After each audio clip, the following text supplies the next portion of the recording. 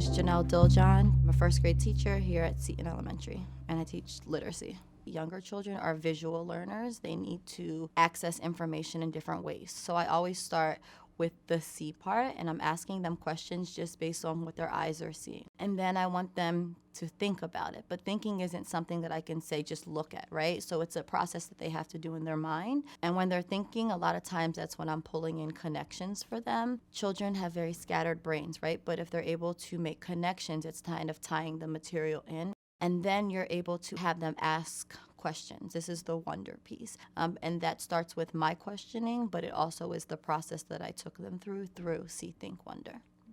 Good afternoon, boys and girls. Good afternoon, Ms. Diljon. Right now, we're going to use our imagination to think about abstract art.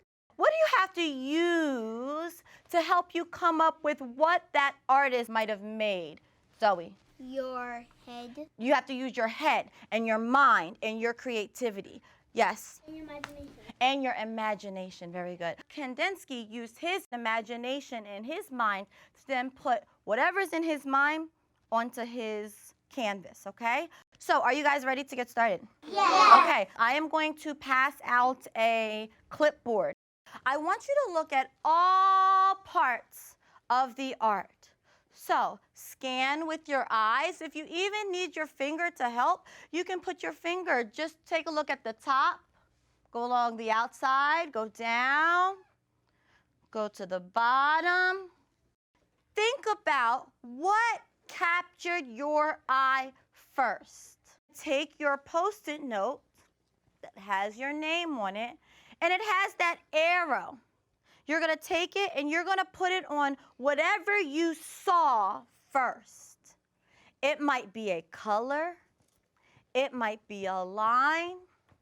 It might be a shape.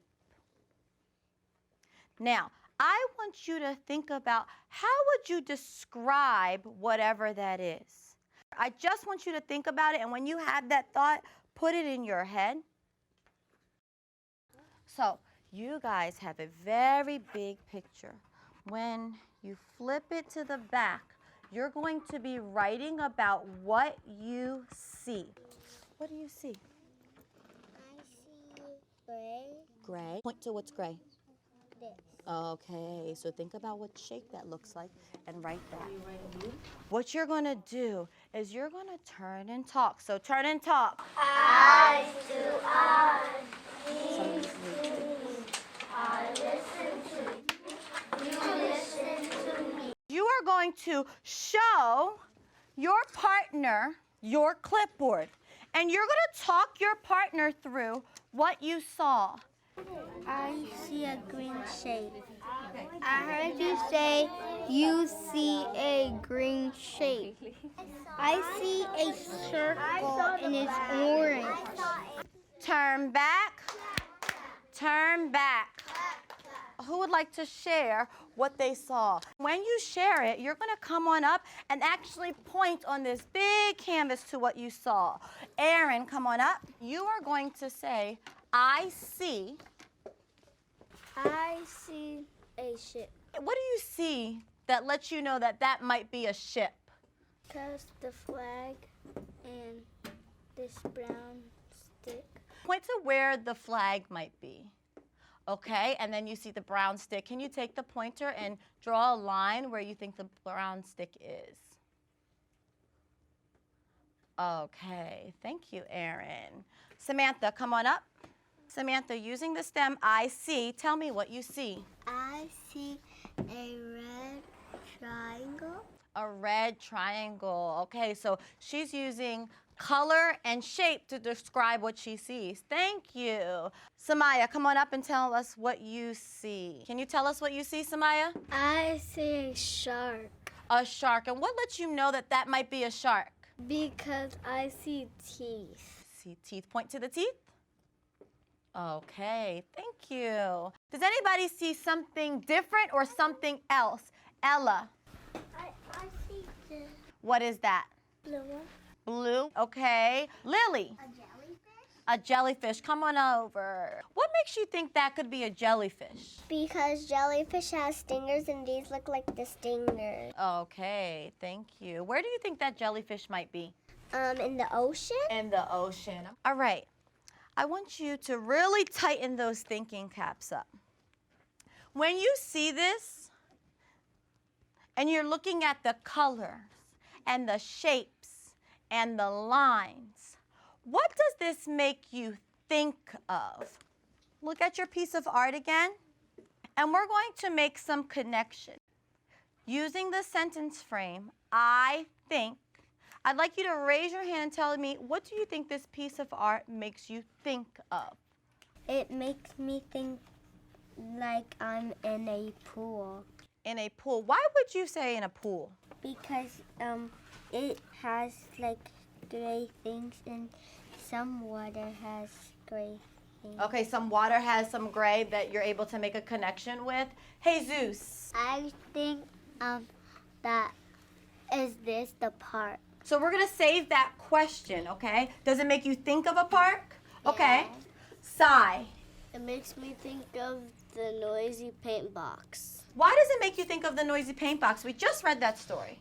Because there was lots of colors going out of the box and there's lots of colors over there on the picture. Nice connection. Thank you for sharing.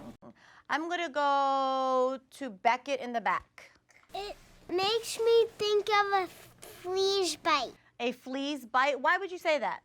Because there's a thing in the painting.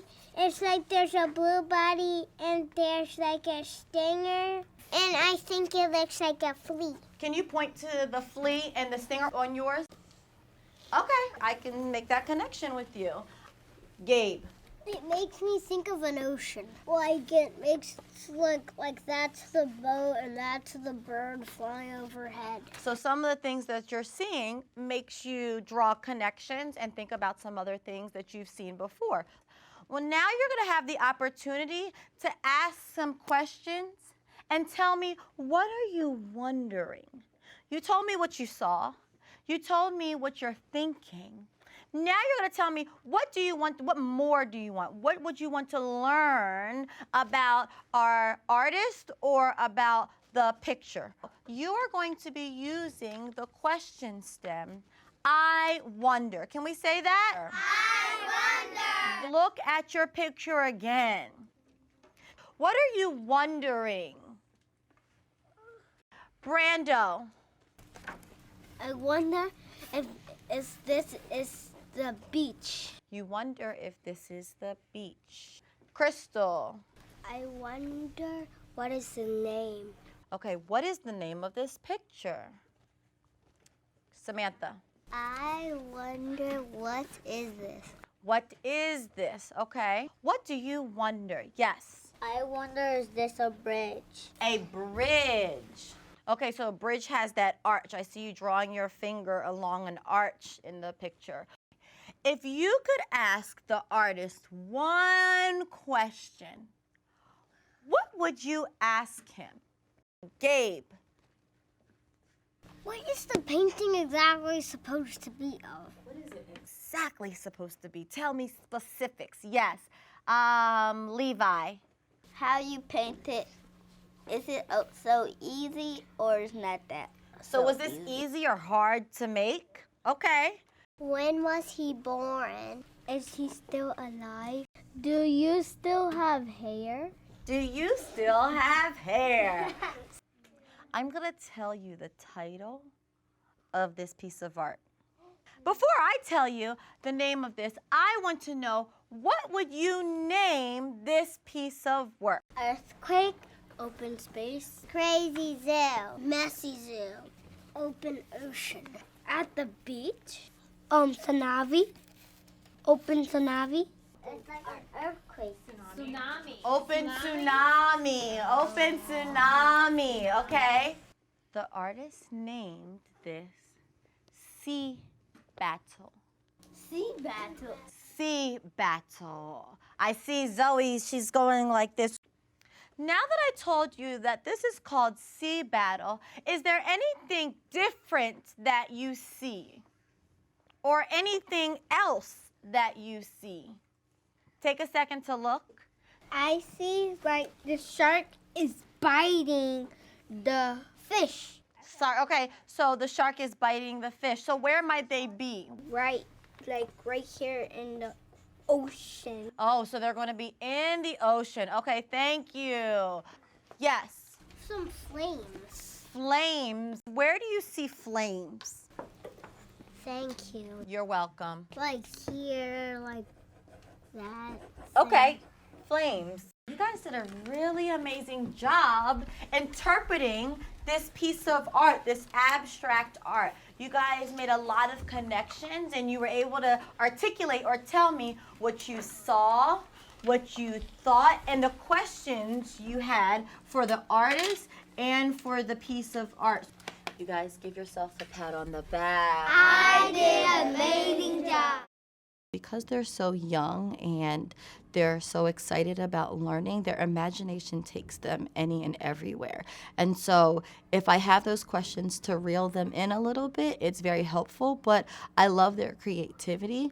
It's a testament of them listening to what their friends are saying, but also what they're seeing and what's coming up for them. It's really valuable to prompt students to ask questions because it's their way of making sense of the world, whether it's art, whether it's a literacy text, or whether it's just, their neighborhood and their community. When they understand and when they're asking questions and I'm giving response and I'm asking and throwing questions back at them, that lets me know that they are learning and they are developing skills they need to be critical thinkers and, citizens of this world.